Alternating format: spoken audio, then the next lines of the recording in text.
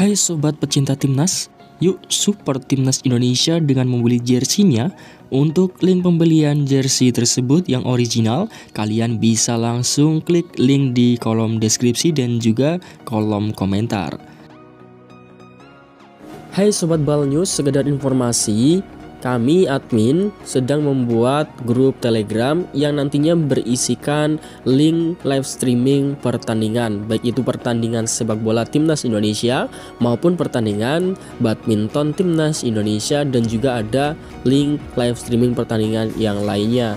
Jadi jika kalian yang berminat bisa langsung join grup kami, yaitu grup Telegram. Untuk linknya sudah kami sertakan di kolom deskripsi dan juga ada di kolom komentar. Semoga bermanfaat dan selamat menyaksikan. Halo sobat football lovers, kembali lagi di channel Bal News.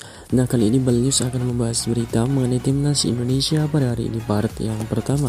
Namun sebelum kita masuk ke videonya, jika kalian yang belum subscribe channel ini bisa langsung di subscribe dan nyalakan loncengnya agar kalian tidak ketinggalan video terbaru dari kami. Baiklah, langsung saja kita masuk ke berita pertama. Bukti kerja Sintayong, rela sambangi klub Elkan Bagot dan Sandy Walsh, Sintayong banjir pujian warganet. Pelatih timnas Indonesia Sintayong mendapat banyak pujian dari warganet. Hal itu seiring dengan keputusannya untuk mendatangi langsung dua pemain keturunan abortnya, yaitu Elkan Bagot dan Sandy Walsh, untuk meminta restu langsung kepada pelatih mereka masing-masing agar dilepas pada saat main di Piala AFF. Melihat perjuangan Sintayong untuk mengumpulkan pemain timnas Indonesia andalannya itu, para pecinta sepak bola tanah air pun sepakat ada nilai ketulusan dari diri sang pelatih tersebut. Harapan agar Sintayong bisa membuat timnas Indonesia juara di Piala AFF kali ini pun terpatri di hati para penggemar. Sebagaimana diketahui, Sintayong memanfaatkan momennya melatih timnas Indonesia di Spanyol untuk bisa membujuk pelatih Gillingham FC di Inggris demi Elkan Bagot. Sintayong diketahui telah terbang ke negeri Raja Charles itu sejak Selasa 22 November. Elkan pun nantinya akan didiskusi dengan Gillingham dan klub induknya Ipswich Town. Belum ada kabar lanjutan apakah Elkan bisa hadir di Piala AFF nanti. Setelah berkunjung ke Inggris, Sintayong pun melanjutkan perjalanannya ke Belgia. Di sana dia menemui pelatih klub Coventry Mechelen, Steven Dufour, untuk meminta restu agar Sandy Walsh diperbolehkan main di timnas Indonesia.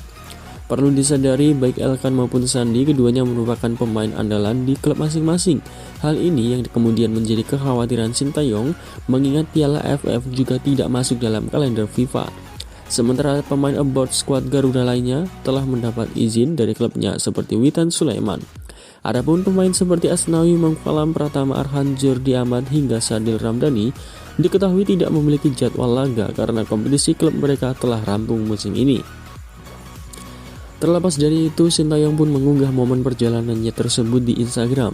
Sontak respon positif dari warganet pun membanjiri kolom unggahan tersebut. Stay coach, pelatihnya paling tulus untuk timnas Indonesia, tulis akun @omcikbintang. Lalu bagaimanakah pendapat kalian? Silahkan tulis di kolom komentar. Lanjut berita kedua, reaksi netizen usai GBK dipakai acara relawan Jokowi. Sejumlah relawan membentangkan bendera merah putih dalam acara Gerakan Nusantara Bersatu di Stadion GBK pada Sabtu kemarin.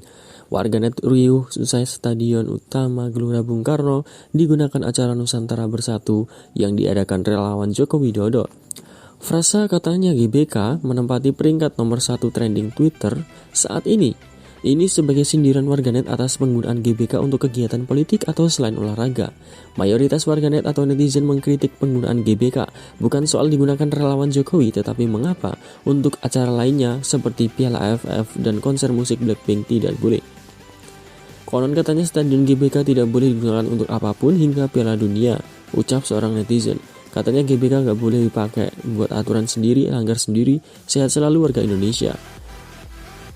Sebelumnya lewat Menpora Zainuddin Amali, GBK disebut tidak boleh digunakan untuk kegiatan apapun. 6 bulan sebelum Piala Dunia, timnas Indonesia sampai dilarang bermain atau tampil di GBK. Piala Dunia U20 akan berlangsung pada Mei hingga Juni tahun depan.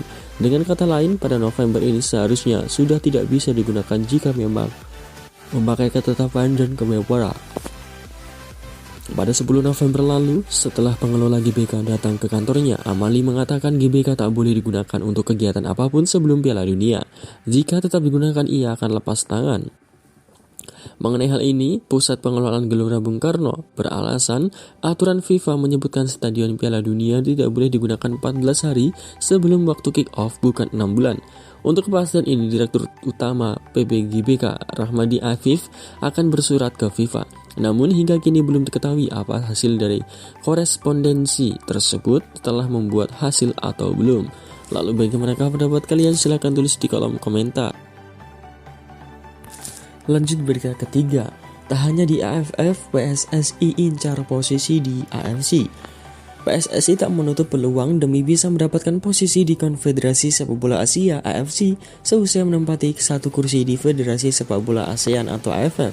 Seperti yang diketahui, saat ini Wakil Sekretaris Jenderal PSSI Meike Irapuspita juga menempati posisi Wakil Presiden AFF 2022-2026. Setelah menempati posisi di AFF, peluang untuk mengisi kursi AFC tentu saja bukan hal mustahil, karena dari perwakilan AFF sendiri biasanya memiliki tempat untuk duduk di kursi Komite Eksekutif XU AFC. Saat ditanya terkait PSSI apakah berminat untuk menempati posisi tersebut, Meike Irapuspita mengatakan bahwa saat ini memang tengah dibuka untuk nominasinya. Meike memperjelas bahwa untuk posisi di AFC ini memang dibuka untuk semua anggota. Namun untuk perwakilan AFF nantinya siapa yang berhak berada di kursi EXO PSSI itu akan ditentukan melalui voting atau pemungutan suara. Untuk itu tak hanya karena berminat langsung bisa menduduki kursi EXO AFC tersebut, tetapi ada proses yang harus diikuti. Direktur Teknik PSSI Indra Safri yang ada di sampingnya itu pun ikut memberi dukungan kepada Wasekjen PSSI tersebut. Indra Safri mendukung agar Meike mengambil peluang untuk menjadi petinggi AFC. Lalu bagaimanakah pendapat kalian? Silahkan tulis di kolom komentar. Lanjut berita keempat. Inilah agenda timnas Indonesia selanjutnya setelah TC di Turki dan Spanyol. Usai sudah rangkaian pemusatan latihan timnas Indonesia di Eropa, skuad Garuda Nusantara menutup rangkaian tur Eropa dengan bermain imbang melawan Malaga U19. Timnas Indonesia hanya mampu bermain imbang 0-0 saat beruji coba dengan Malaga U19 pada laga uji coba terakhir di Spanyol. Timnas Indonesia memang melakoni rangkaian pemusatan di Eropa. Dua negara menjadi destinasi timnas Indonesia, di mana pemusatan latihan dimulai di Turki. Selama di Turki, timnas Indonesia melakoni 7 laga uji coba. Mereka menghadapi Çakalekspor, Turki, Moldova, Antalyaspor, Baurum SK Al-Adalah. Setelah itu TC lanjut di Spanyol.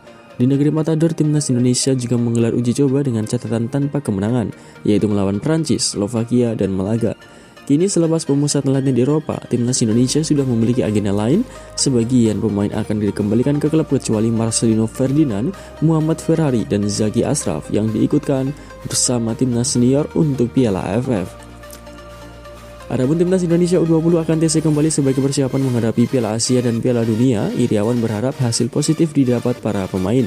Sementara itu, Menteri Pemuda dan Olahraga Zainuddin Amali segera berdiskusi dengan Polri terkait izin kompetisi sepak bola tanah air. Hari ini seusai keinginan dari pelatih Sintayong setelah mengawal timnas Indonesia di Spanyol. Zainuddin Amali memaparkan bahwa pihaknya sudah bertemu dengan pengurus baru PT Liga Indonesia Baru. Pertemuan itu membahas hasil RUPS luar biasa serta rencana lanjutan kompetisi. Namun, soal kompetisi Zainuddin Amali tak bisa membuat keputusan. Pasalnya perizinan kompetisi terutama soal keamanan menjadi ranah Polri. Lalu bagaimanakah pendapat kalian? Silahkan tulis di kolom komentar.